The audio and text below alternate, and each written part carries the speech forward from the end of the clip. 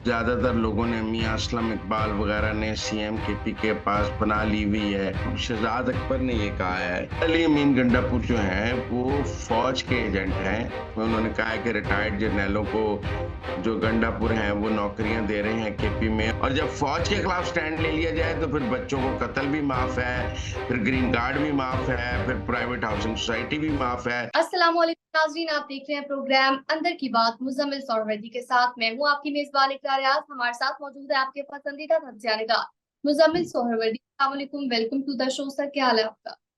वालेकुम सलाम, बिल्कुल ठीक, आप सुनाएं।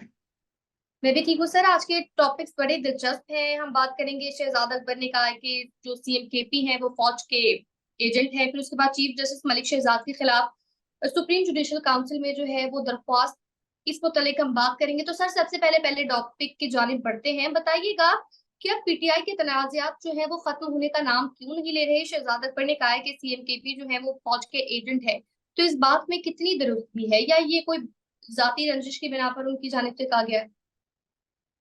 नहीं, शहजाद अकबर की क्या जाती रंजिश होगी, वो बेचारा तो लंदन बैठा है। आप कह सकते हैं कि ज्यादातर लोगों ने मियां असलम इकबाल वगैरह ने सीएम केपी के पास पनाह ली हुई है, और सीएम केपी का जो दफ्तर सीएम हाउस है वो मफरूरों और इश्तिहारियों की, सियासी मफरूरों और इश्तिहारियों की पनाहगाह तो है। इस बारे में तो कोई शक नहीं। लेकिन अब सूरत हाल ये है कि शहजाद अकबर ने ये कहा है कि अली अमीन गंडापुर जो हैं वो फौज के एजेंट हैं और एस्टेब्लिशमेंट के साथ मिलकर केपी की हुकूमत चला रहे हैं। ये पहली दफा बात नहीं हुई है, ये इससे पहले भी हुई है जब वो एसआईएफसी के इजलासों में जाते हैं, आसिम मुनीर की तारीफ करते हैं। अब आप देखें ना, पीटीआई के ट्विटर हैंडल से तो एसआईएफसी की बुराई की जाती है और एसआईएफसी को नाकाम तरीन इदारा कहा जाता है। लेकिन गंडापुर एसआईएफसी के हर इजलास में मौजूद होते हैं, बल्कि पिछले इजलास में बुलाया नहीं गया था तो उन्होंने मुंह से मांग कर दावतनामा लिया था कि नहीं, मैं तो एसआईएफसी के इजलास में जरूर आना चाहता हूँ और आसिम मुनीर साहब को अपनी शक्ल दिखाना चाहता हूँ, उनकी वाह वाह करना चाहता हूँ। तो आदिल राजा ने भी ये ट्वीट किया था 2 जून को कि जो गंडापुर हैं वो सेक्टर कमांडर के बगल बच्चे बने हुए हैं और सेक्टर कमांडर ने उन्हें अपना पालतू बनाया हुआ है। उस वक्त हम सब ने सोचा कि शायद आईएसआई से अपनी दुश्मनी की वजह से आदिल राजा ने गंडापुर के बारे में ट्वीट किया, लेकिन अब शहजाद अकबर ने तो पूरा वीलॉग किया है जिसमें उन्होंने कहा है कि रिटायर्ड जर्नैलों को जो गंडापुर हैं वो नौकरियां दे रहे हैं केपी में, और अगर पीटीआई की कोई लड़ाई फौज के खिलाफ है तो फिर रिटायर्ड जर्नैलों को नौकरियां क्यों दी जा रही हैं। और एक तासुर ये है कि रिटायर्ड जर्नैलों को ये नौकरियां आईएसआई की लोकल सेक्टर कमांडर की सिफारिश पर दे रहा है गंडापुर, और उनको अकोमोडेट कर रहा है। अब गंडापुर साहब पर ये इल्जाम भी है कि वो अपनी हुकूमत चलाने के लिए एस्टेब्लिशमेंट के साथ और वफाक के साथ काफी हद तक ताउन कर रहे हैं, जबकि पीटीआई ये चाहती है कि वो बिल्कुल ताउन ना करें। लेकिन गंडापुर सिस्टम में रह कर गवर्नमेंट चलाना चाहते हैं, उनको पता है कि सिस्टम से निकलने के नुकसान होंगे, नताइज बहुत खतरनाक होंगे। आपने अलीमा खान और गंडापुर की एक बहस भी शुरू सुनी होगी ट्विटर स्पेस पे। जब अलीमा खान उन्हें बाहर निकलने का कह रही थी तो वो कह रही थी कि जब तक मुझे खान नहीं कहेगा हम बाहर नहीं निकलेंगे, और इस बार बाहर निकलने के बड़े खतरनाक नताइज होंगे, सर पर कफन बांधना पड़ेगा। अब हम वैसे, अगर अब हम निकले तो जिंदा घर नहीं आ सकते, तो अब निकलना कोई आसान नहीं है। और वो अलीमा खान को बिल्कुल माजरत ही कर रहे थे बाहर निकलने के लिए। और हमने देखा है कि जिस एहतजाजी तहरीक की बहुत बात की जाती है वो केपी में भी कोई खास नजर नहीं आ रही कि आप कहें जी गंडापुर ने केपी की जमीन बड़ी गर्म कर दी है। केपी में एहतजाजी तहरीक बहुत तेज जोरों पर है कि गंडापुर की जुबान जरूर तेज है लेकिन उनके अमल जो है वो मुफाहमत के हैं। और सियासत में ये पॉलिसी और पोस्चर का खेल होता है कि आपका पोस्चर कुछ और होता है और आपकी पॉलिसी कुछ और होती है। जो गंडापुर का पोस्चर है वो पोस्चर तो मुज़ाहमती है, लेकिन उनकी पॉलिसी जो है वो मुफाहमत है। और जो पीटीआई के लोग हैं उन्हें अब आहिस्ता आहिस्ता गंडापुर की इस पॉलिसी की समझ आ रही है। शुरू शुरू में जब वो मोहसिन नकवी को मिले थे और उन सबको मिले थे तो सब ने तनकीद की थी, लेकिन उन्होंने उसकी कोई तौजीह पेश की थी। अब भी वो बिजली के ऊपर उन्होंने अवैस लगा रही और उनसे एसआईएफसी के अगले दिन मीटिंग की तो सबने कहा कि आप तो ताउन कर रहे हैं, ताउन कर रहे हैं, लेकिन उन्होंने कहा जी मैं तो मसाइल का हल चाहता हूँ, ना हुआ तो 7 दिन में ये कर दूंगा, 15 दिन में वो कर दूंगा, 21 दिन में तो कर दूंगा। तो हमने 7, 15, 21 यूं तो सब देख लिया, कुछ भी नहीं हुआ। बहरहाल शहजाद अकबर ने गंडापुर पर इल्जाम लगाए हैं। इससे पहले आदिल राजा ने भी लगाए हैं। हमने ये देखा है माजी में कि ये आदिल राजा और शहजाद अकबर जिसके खिलाफ हो जाए, उसका तहरीक इंसाफ में रहना मुश्किल होता है। इससे पहले ये शेर अफजल मरवत के खिलाफ हुए और फिर आप देखें इन्होंने शेर अफजल मरवत को आउट ही कर दिया। ये पहले इन्होंने प्रोपेगेंडा शुरू किया कि शेर अफजल मरवत कंपनी बहादुर का एजेंट है, आईएसआई का एजेंट है, उसे ब्रिगेडियर मरवत लाया है, वो ब्रिगेडियर मरवत का बगल बच्चा है, वो आईएसआई का एजेंट है, वो पीटीआई को डिवाइड कर रहा है। और उसके नतीजे में हमने देखा आहिस्ता आहिस्ता शेर अफजल मरवत आउट हो गए, बिल्कुल आए छाए और गायब हो गए। अब गंडापुर के खिलाफ ये महाज खोला गया है और ये महाज हमेशा पीटीआई ओवरसीज से ही खुलता है, पीटीआई पाकिस्तान में से तो नहीं खुलता। पीटीआई पाकिस्तान जो है उस महाज पर फिर अमल करती है, लेकिन बहरहाल गंडापुर साहब को अपनी पोजीशन वाजे करनी चाहिए।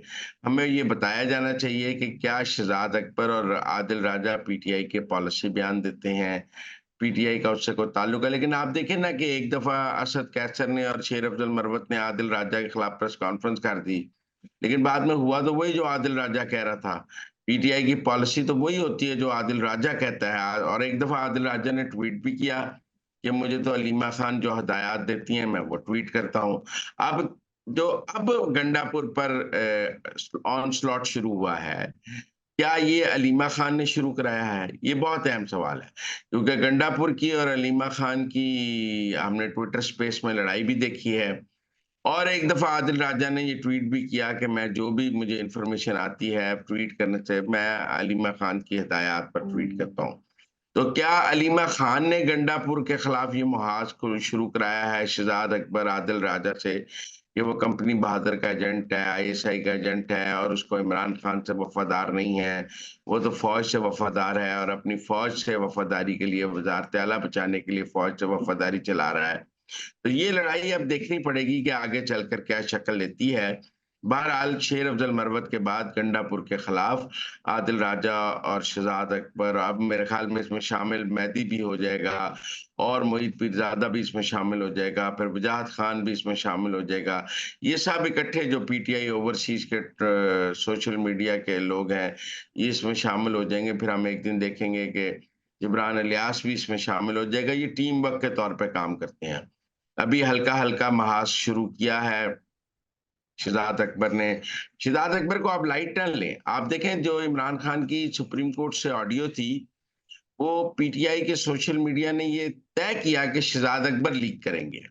ये चूंकि शहजाद अकबर उनके लीड और फ्रंट रोड प्लेयर हैं सोशल मीडिया पे, उनके वी लॉग को ब्रांड किया जा रहा है, उनसे खबरें ब्रेक कराई जाती हैं, उनकी क्रेडिबिलिटी बढ़ाई जा रही है। इमरान खान की ऑडियो भी उनसे लीक कराई गई। लिहाजा जिनसे इमरान खान की ऑडियो लीक कराई गई और जिनसे और चीजें भी करवाई जाती हैं, उनका गंडापुर के खिलाफ एक वी लॉग करना किसी तरह भी नजरअंदाज नहीं किया जा सकता। सर अब आगे बढ़ेंगे, बात करेंगे चीफ जस्टिस मलिक शहजाद को लेकर। तो उनके खिलाफ सुप्रीम जुडिशल काउंसिल में शिकायत जो दर्ज की गई है, आप इसको इस तमाम सियासी सूरत हाल में और ये जो अदालती सूरत हाल है, जो प्रेस कॉन्फ्रेंसेज होती हैं, ये जो खत लिखे जाते हैं, फिर खत पर जो रिएक्शन आते हैं, उस तमाम तर सूरत हाल में आप इस शिकायत को कैसे देखते हैं? देखिए हमारे कुछ दोस्तों का ये ख्याल है कि मलिक शहजाद साहब के खिलाफ ये शिकायत सुप्रीम जुडिशल काउंसिल में इसलिए दर्ज हुई है कि उन्होंने फौज के खिलाफ एस्टेब्लिशमेंट के खिलाफ बयान दिया है, उन्होंने लाहौर हाई कोर्ट में एस्टेब्लिशमेंट को तंग किया है, उन्होंने जज मर्जी के नहीं लगाए हैं, उन्होंने फैसले एस्टेब्लिशमेंट के खिलाफ किए हैं, उन्होंने ट्रिब्यूनल एस्टेब्लिशमेंट के खिलाफ बनाए हैं। अच्छा, मैं समझता हूँ कि ये तस्वीर को देखने का एक रंग है ना। अब देखें ना, मतीउल्लाह जान साहब ने भी ये मौकफ लिया है कि मलिक शहजाद साहब के खिलाफ, जस्टिस के खिलाफ इसलिए हुए हैं कि वो फौज और एस्टेब्लिशमेंट को पढ़ गए हैं। लेकिन लोगों ने मतीउल्लाह जान साहब का पुराना प्रोग्राम भी निकाल के लगा दिया कि जब उन्होंने मलिक शहजाद साहब की बेटी की जानिब से 2 लोगों को कार एक्सीडेंट में मारने का किया था, तो उन लोगों के साथ मतीउल्लाह जान का एक प्रोग्राम मौजूद भी था। अब सूरत-ए-हाल ये है कि बाबर सितार साहब ने भी एस्टेब्लिशमेंट को जब चैलेंज किया तो सबने कहा कि उनका ग्रीन कार्ड बाहर आ गया है। अब देखें ना जी, अब वो एस्टेब्लिशमेंट को चैलेंज ना करा। फिर मोहसिन कियानी साहब में भी आप ये कह रहे हैं कि जी उनकी चीज़ें बाहर आई हैं, रेफरेंस आया है क्योंकि वो फ़ौज के खिलाफ हो गए हैं। मेरा एक और मौक़िफ़ है इस पे, कि आप ये देखें कि शीशे के घर में बैठ के पत्थर तो नहीं मारे जा सकते। ये जिन जजों के वीक पॉइंट्स हैं, ये फ़ौज के खिलाफ क्या स्टैंड ले सकते हैं? ये फ़ौज के खिलाफ यही स्टैंड ले रहे हैं ना कि हमारी फाइलें बंद कर दो।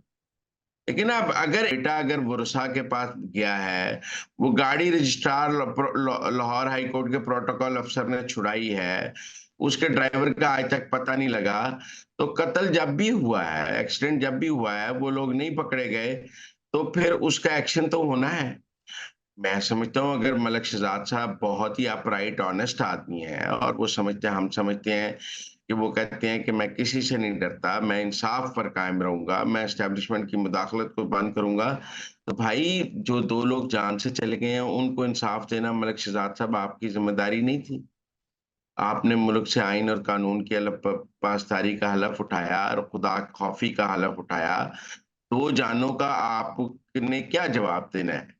आप उसकी पोज़ीशन वाज़ेह कर दें, आपने क्यों रजिस्ट्रार लाहौर हाई कोर्ट ने उस पे गाड़ी का प्रोटोकॉल लिया, सुपुर्दारी पे कराई, कौन चला रहा था, इस बात का क्या इबाम है? और लाहौर हाई कोर्ट के एहलकार क्यों सुपुर्दारियाँ लेते हैं गाड़ियों जिस जज की गाड़ी है उसने खुद सुपुर्दारी क्यों नहीं ली? तो लिहाज़ा फ़ौज से लड़ाई के फ़ौज के खिलाफ बयान देकर आप ये तो नहीं कह सकते कि आपकी जो सारी कोताहियाँ, कमियाँ, आपके कत्ल माफ़ हो जाएँ क्योंकि आपने फ़ौज के खिलाफ स्टैंड ले लिया है।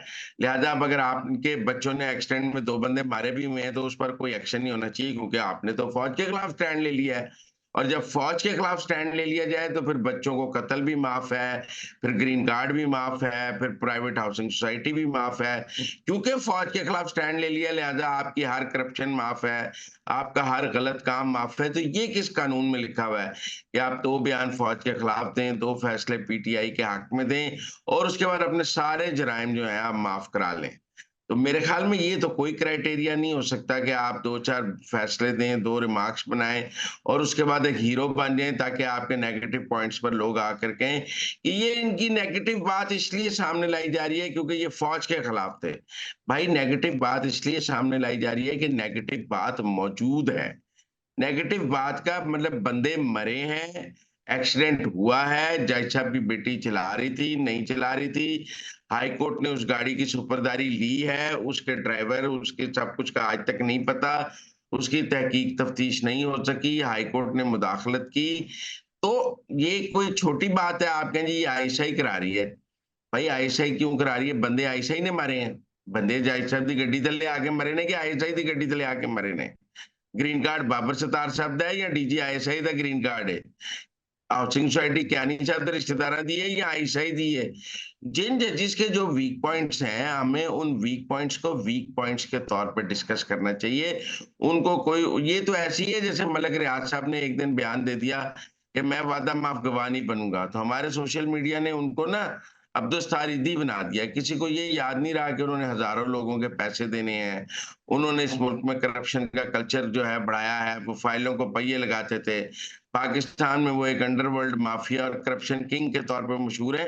हमने उन्हें मर्दे हुर बना दिया क्योंकि उन्होंने एक बयान दे दिया। उनकी पिछले 25 साल की करप्शन जो है ना वो एक बयान पर हमने कहा जी चूंकि उन्होंने अब फौज के खिलाफ बयान दे दिया है, लिहाजा 25 साल की करप्शन माफ है। यही हाल जजों के साथ है भी अगर आपने फौज के खिलाफ एक बयान दे दिया है, पिंडी बार में खिताब कर दिया है, तो आपके बच्चों का कत्ल भी माफ है, आपकी करप्शन भी माफ है, आपका ग्रीन कार्ड भी माफ है। तो मेरे ख्याल में ये तो कोई रविश ना हुई। कल को मैंने भी कोई गलती की होगी, कुछ किया होगा तो मैं 2 ट्वीट फौज के खिलाफ करूँगा। उसके बाद मैं कहूँगा कि मेरी ये गलती और ये सब कुछ इसलिए है चूँकि मैंने फौज के खिलाफ ट्वीट किए थे, लिहाजा मेरी करप्शन पकड़ रहे हैं। भाई वो अलग मामला है, वो अलग मामला है और लोग इसको ऐसे मिक्स कर रहे हैं जो मिक्स नहीं किया जा सकता। ठीक हो गया, तो नाज़रीन ये थी आज की अंदर की बातें। आपसे मुलाकात होगी अगले प्रोग्राम में, तब तक के लिए हमें दीजिए इजाज़त। अल्लाह ने निगहबान।